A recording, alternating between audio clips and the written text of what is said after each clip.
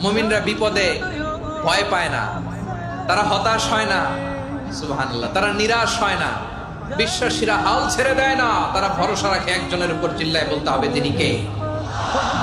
কারণ মুমিন জানে the grief isn't permanent, the test isn't permanent, the struggle in our life isn't permanent. আমাদের জীবনের দুঃখ, কষ্ট, স্ট্রাগল এগুলো পার্মানেন্ট নয়। After every difficulties there is an ease. সব কষ্টের পরেই একটা সুখ আছে না নাই? রব্বুল আলামিন বলেন ফা ইন্না মাআল উসরি ইউসরা, ইন্না মাআল উসরি ইউসরা, ভয় পেও না, চিন্তা করো না, কষ্টের সাথেই আমি রেখে দিয়েছি স্বস্তি। সুবহানাল্লাহ বলেন। মুমিন জীবনে বিপদ যত বেশি, কষ্ট যত বেশি, তার সামনে সফলতা তার চেয়েও বেশি, ঠিক কিনা বলেন? কারণ বিশ্বাসীরা জানে রাত্রি যত গভীর হয়, সুবহে সাদিকের সময় তত আগাতে থাকে।